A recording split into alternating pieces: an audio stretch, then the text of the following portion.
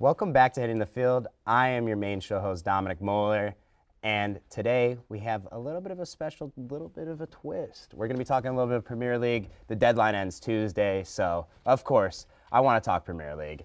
And then the old reliable, we're going to be talking the NFL, the recent championship games, and what the Super Bowl shakeup looks like. So please stick around, because Hitting the Field starts right now.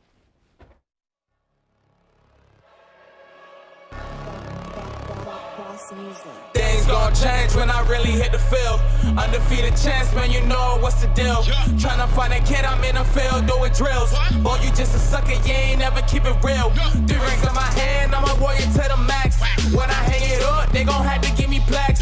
Step up in the building and I only bring the facts. When I make a highlight, they gon' replay, run it back. Okay, always locked in, now I don't got time to lax. Saying he the best, he could take a lap. Batted 1,000 when you check the stats. Boy, is you ready? You ain't gotta ask.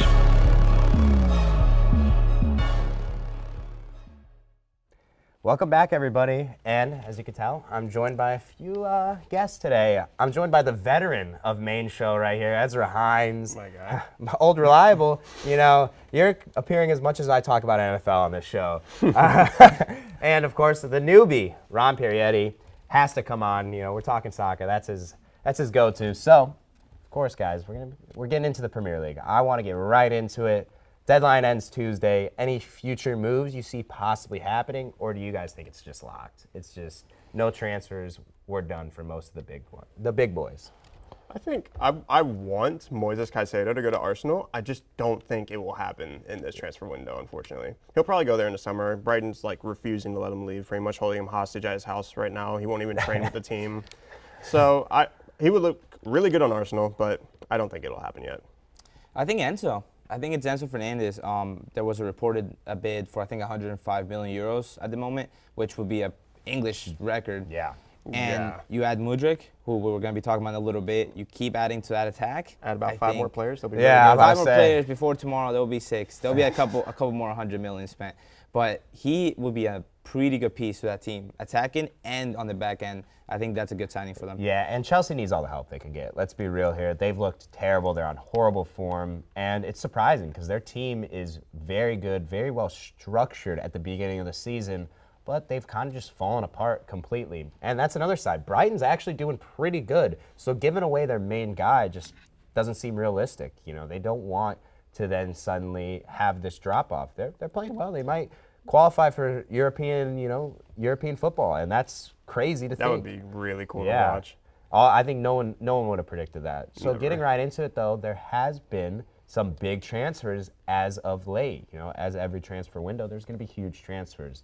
And we have a few notable ones. Of course, the first one is Cody Gakpo to Liverpool. Now, guys, does this mean that Liverpool's now going to crack top 4? Are they going to make it better, or does this just something that happened? I don't think it'll make him better. They don't know how to use him at all. Like, after watching the 5 games he's played, they don't know how to use him. They haven't used a striker in a very long time, considering they had Firmino for a while, who literally didn't, do anything going forward other than provide for Salah and Mane. So using an actual striker up front doesn't work for them, and that's why he still has yet to score for them, yet he's had 3 shots a game.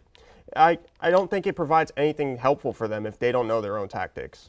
Yeah, and Ron, I mean, does Gakpo, do you see him fitting anywhere, or does he just kind of fizzle out at Liverpool like we've seen mostly? I think he's good, and I think he'll play better once Núñez comes back fully, and he's not dealing with the injury. He starts playing his position, because part of it, he's looked bad because he hasn't played his position, right? He's played striker, which he has openly stated that he does not like to play.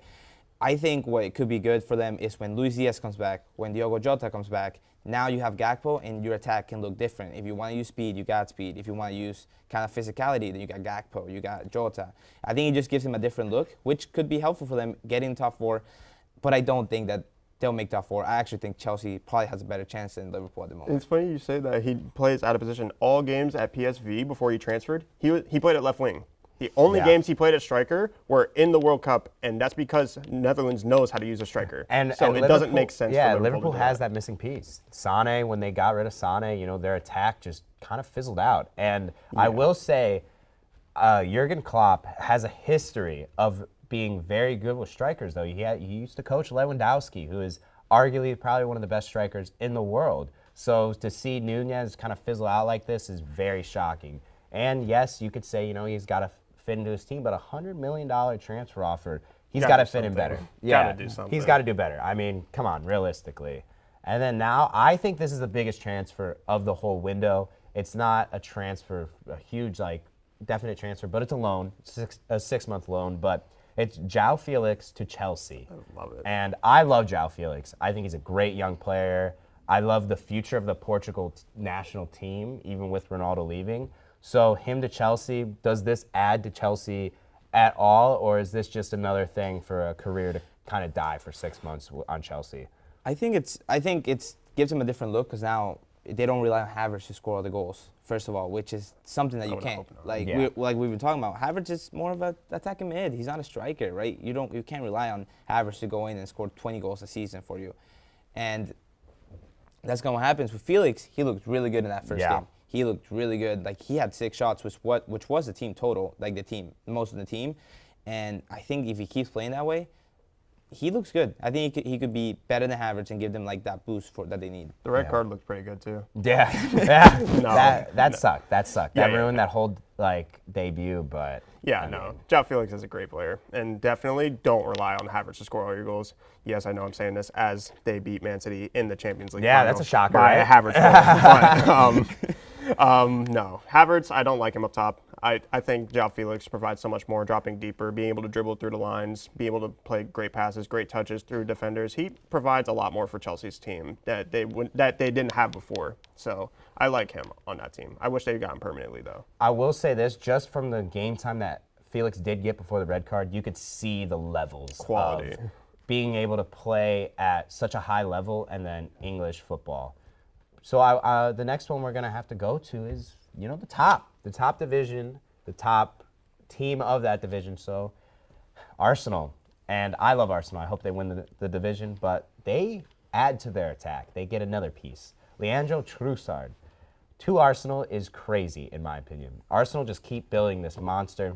Shout out Mikel Arteta because, beast. Yeah, to turn this team around is just crazy. I mean, do you think Trossard only adds to them, or is he gonna, be another shining star that, Arsenal's really building right now? He could be either right now. I think right now it just adds the needed depth that Arsenal need to win the league, because obviously they're a little bit they have their star players, but they don't really have many people behind them at the moment. So adding a lot more depth to that team instead of just trying to just go full on in and having risk of somebody getting injured, this provides a lot more just utility for them to be able to use their players. And I think Trossard's a great player. He's literally like a miniature Hazard. Nobody ever gives him the respect he needs, and I think that they should start looking at him now. Yeah. Yeah, Trossard looked really good in that first game. He did. And one thing on Arteta, I used to be an Arteta hater, and he's proved me wrong. This year, he has actually done everything right. He can't do no wrong. But the good thing about Trossard is, now they're in Europa League, right? They still have to play games there with tough competition. So that if Martinelli isn't playing good, now you have a good person who can come in, and now you don't really see a drop-off. If Nketiah gets hurt, we know the Gabriel Jesus situation, he's still out for a little bit. He probably won't be top form until late in March. But now you have Trossard that can play striker. So now I think, again, like Gakpo, it gives you a different look, with tougher competition that they're going to face.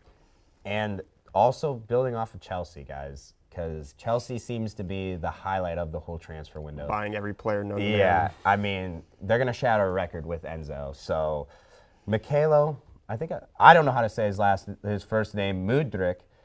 He goes to Chelsea, and to add, and right off his debut, I have to say, man, this kid's special. He so good. Was so good in that debut. There is just his speed, his finesse, everything it's just next level. And that adds to Chelsea, who knows? They could crack something. Hopefully they turn their season around. Yeah. His bag is so deep. His bag is so deep. He can dribble. He has the pace. He got fouled. His shooting is a little bit questionable. I mean, he had some chances that I was maybe you got to do a little bit better. But he looks so good. And now I'm thinking, you combine that with João Felix, that speed, that dribbling they have, with Enzo pinging and passes across to them. That's why I think this team could make the top 4. People are counting Chelsea out. I'm not. Their defense is so great. midfielders still great, especially if you had Enzo and now Mudryk, and now you have João Felix in attack. Might help him out. And then you got Sterling coming back. I think that people are quick to write off this team. I would not be surprised if Chelsea go to the semifinals of the Champions League or a final. My God. From the I don't know about that one. That is the hot take we were my talking God. about. That's the shot that we were talking He looks about. They special. can't Ezra, he even looks beat special. Brighton. He They looks can't so even beat special. Brighton. If Chelsea makes it there, I will be a shocked viewer because there is no way Chelsea turns it around that good. I agree. Havertz needs to move back to the center attacking mid, but they need a lethal striker. You can't keep playing these guys without it, and you can't say Sterling or anybody could go up top to play striker. I mean a lethal poacher that can actually get in there and score goals, much like Haaland's been doing for Man City. And Love it. I love that looked it. like the missing piece. Yes. Now with Man City, as good as they've been, Here comes the they just downfall. gave away their big left back. I think he plays left back and right back for Yep. them.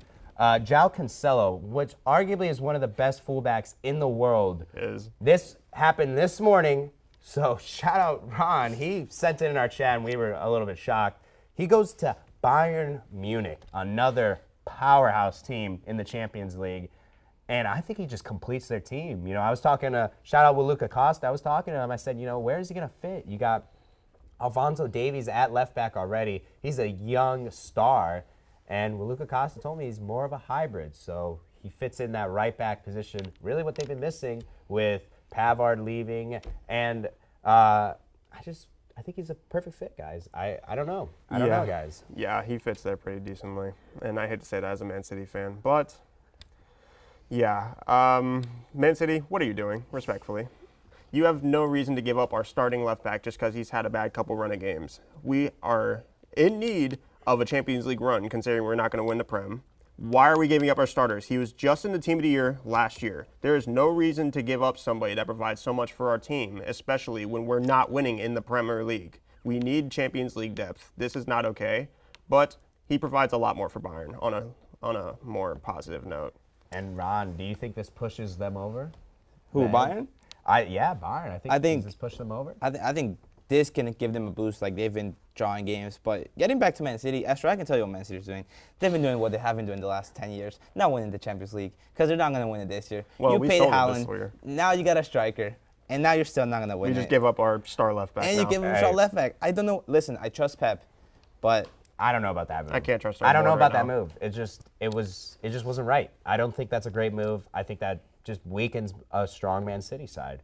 But that is all the time we have for today. Thank you guys for joining me. Of course. And Thank you. stay tuned for Tuesday as the transfer window will be ended, and you know there could be great moves or it could just fizzle out. So keep your eye on Premier League, and we'll be right back. So keep your eye on this because we'll be coming back with NFL. So please stick around.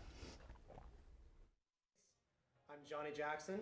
We've got Emily Aaron to my right and Maluka Costa to my left. Hello and welcome to our segment of Hot Ones. I'm here with Noah Kemper and Grant Wheeler. Yep, I knew that. Grant Wheeler. Listen, I'm a Bulls fan, but I just can't ever argue against LeBron. I watched him my whole life. I've been going back and forth with this debate for a long time. It's got to be Michael Jordan. Whatever she wanted. I would wake up in a maid costume for Doja Cat. Brutal. Jeffrey Laux, no question. Richie, I would give it to Richie. It is not Richie. It is not Richie. No, it's Jeff. Richie's pronouns are he, they, because he cannot be him. What? Oh, wait a second. I'm gonna have to also agree and say Jeff. He always is spiffy. It might be Cameron. Cameron's had some good fits. Out of the women, Norelli always dresses really, really cute. Oh, that went so awful. It's basketball. College football, I think, is the best sport to watch. If you don't like soccer, it's because you suck at it. I think college football is the best. Thanks for watching. Welcome back, everybody. I am joined by the lovely Kellie Campbell and first-time guest, Ray Collado. And we're going to be talking, did I say your last name right? Yep. Hey, we're on. Nate, shout out you, because I said your last name completely wrong last week. We're going to be talking a little bit of the NFL. You know, it's playoff time and Super Bowl time now as the championship games wrapped up, and the first game we got to talk about it, guys. The 49ers and Eagles. I mean, I'm going to say it. It was just such a sad disappointment. My heart goes out to all the 49ers fans. Not much you can do there. It seems like you guys have a quarterback curse. Right. Every single quarterback you guys put in there gets injured. This year it's tough, It's the Garoppolo curse. Whenever they said, yeah, we're getting rid of Garoppolo, Garoppolo was like, nah. Now everybody that's going in, even myself, is getting injured. It's sad, but the Eagles just look good. They look dominant. I mean, do you think anybody stops them or? I don't see them winning winning it all. That being said, it was more of the 49ers being dead because you can't win a game without a quarterback. No matter how good your defense is, you can't win a game without a quarterback. Yeah. And they even had McCaffrey he threw an attempt. I say that with air quotes. He had an attempt at passing the ball. That being said, the 49ers had the best. They had the best passing. They had the best rushing defense, the second best rushing defense. So they ran the ball down their throat all day. So that still tells you something about the Eagles' rushing attack. Yeah, the Eagles looked great. I mean, Kelly, was it more of the 49ers just, fizzling out or having that happen, or do you think the Eagles were going to win that anyway? To be honest, I had the Eagles going into it. I think Jalen Hurts looks good right now. He's playing well. I have them winning the Super Bowl, if I'm being quite honest. Wow. I'm going to start out real hot. We're going right in. Okay. I think Jalen Hurts played really well, and I definitely think it helped the Eagles' defense that all of their quarterbacks and Christian McCaffrey, for some reason, they couldn't get it done. It's not a good game to lose all of your quarterbacks. And when the Eagles they were up kind of big pretty early, so I knew it was gonna be a boring game. But we've had so many great playoff games this season. I wasn't mad we had one blowout. Yeah, and as you can see, they were dominating. They imposed their will on the run game. And the only bright spot for the 49ers was McCaffrey. Let's be real. It's tough when, dang, they're spoiling it. But, look at that. Guys, McCaffrey, he got a lot of hate at the beginning of the season. I'm going to say it. The Panthers fans were not too keen on him. So when he got traded to the 49ers, a lot of people didn't really care. He revitalized that whole offense. And you see how much better the 49ers have been now, having a diverse kind of back where he can receive and he could catch. The big question is, though, do you think the Eagles' defense will play as good, with the Chiefs? Or is it a tale of two games? It may be a tale of two games because think again. The Chiefs have the best passing offense by far.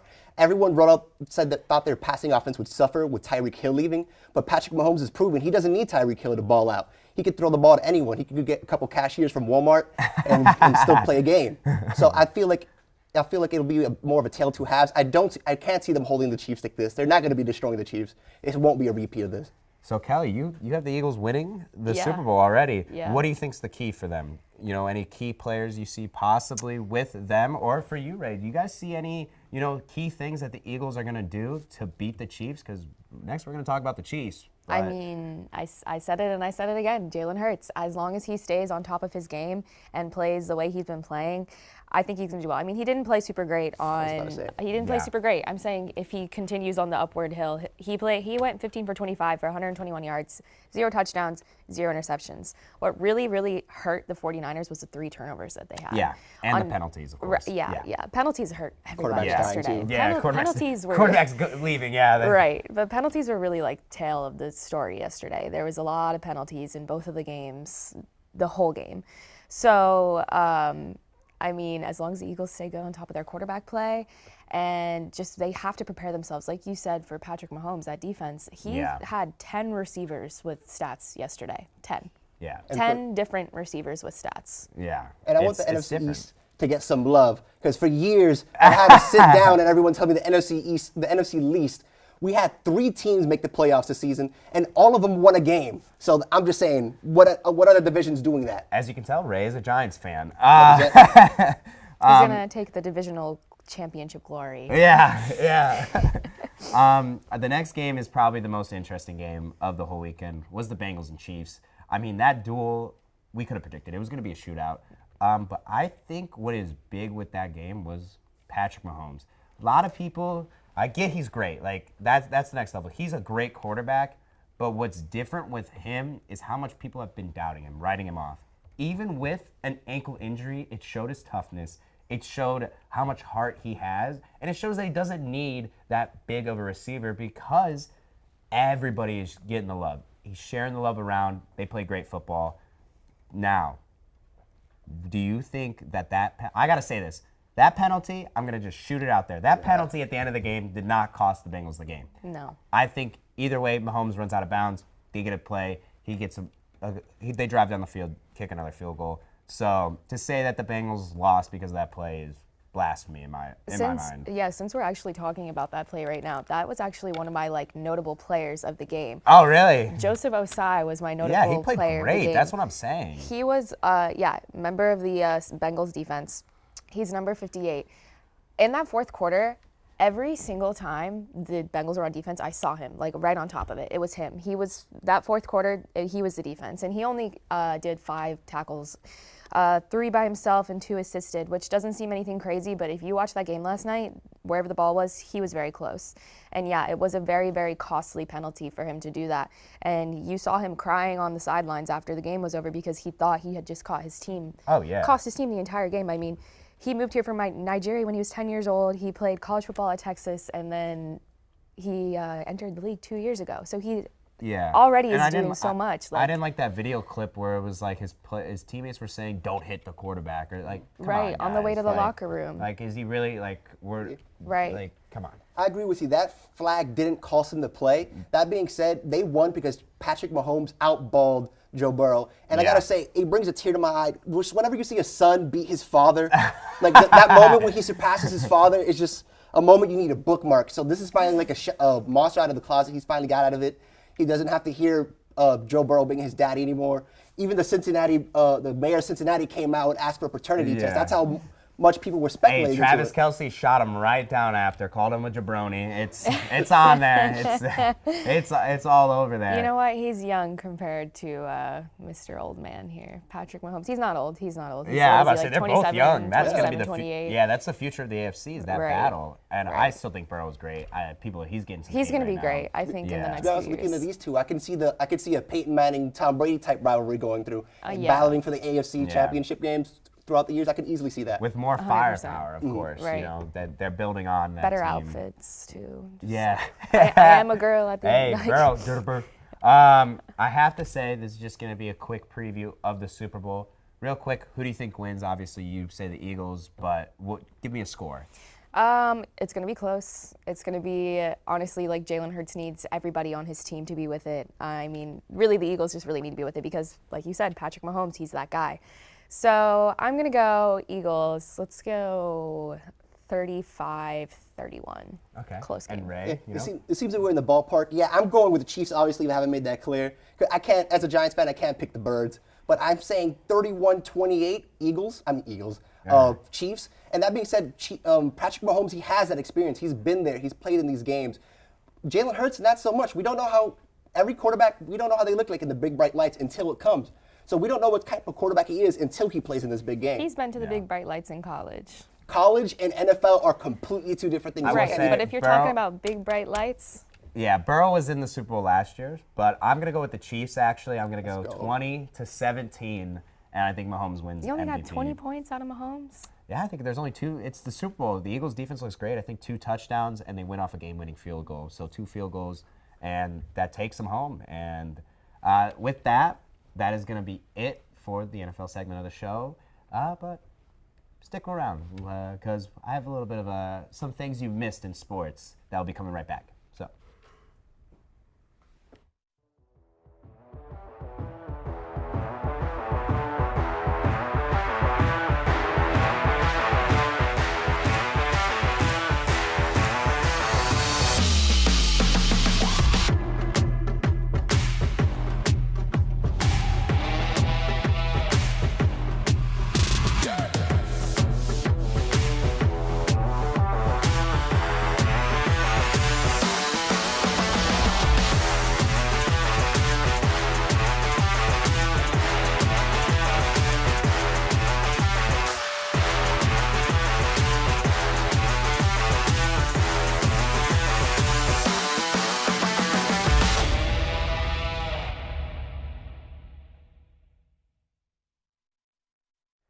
Welcome back, Hitting the Field family. And, you know, it's time. It's time to show you guys what you've been missing this week. I have a few little mixed highlights. It's not just going to be plays. You know, there's going to be a little bit of mix of both. So starting off with our fifth is actually going to be Jack Hansel's amazing take where he said that Jalen Hurts isn't even a top 5 quarterback, and you can judge by my reaction. I'm in shock. I'm in praise. I don't know what's going on. Luka Costa's throwing stuff in the studio. And you know what? Jalen Hurts goes, I just dubbed up. I'm going to the Super Bowl. I'm going to smoke that Jack Pack. And he's just chilling. He's ready for the Super Bowl. Number 4 is a little college highlight. Like I said, I'm switching it up. This Tennessee player, DJ, I forgot his last name, it's unreal. I mean, Aaron Gordon in the slam dunk contest type beat. And that's a pregame warm-up. If you're the other team, you're scared. You're throwing up probably before the game. And Andrew Montana, shout out you. This play, this is tough. If you're a Celtics fan, this is a top 5 for anybody there. NFL reps. This is 100% a foul, by the way. Right here, you can see it. He smacks him. It's sad. The Lakers are in shambles. LeBron's crying meme. Put it on.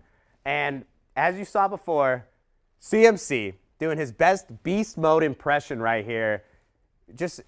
I mean, this guy was coming off an injury, a calf injury, jumps over him, sheds 2 tackles against an Eagles defense that's probably the best defense in the league, and he makes it look easy. Little ball drop. Yeah, CMC's him. And now, for all my hockey fans, yeah, that's right. We're talking about hockey on Main Show. Surprise. Look at this play. This makes hockey fun, right, guys? You know, interesting. You know, you like it? It's kind of cool. Right? Yeah, that's ridiculous. That's skill, that's finesse, a little bit of a Wayne Gretzky-esque type play. It's crazy. And with that, Hitting the Field has come to an end, Main Show. But if you are interested in joining Hitting the Field or even watching the other shows, be sure to check out the network and be sure to DM Hitting the Field on Instagram if you would like to join. But with that, that's it for Hitting the Field. And I'll see you next week as we try to get more of these bad takes going. So, thank you so much. I'm Dominic Moller, and that's it. See ya.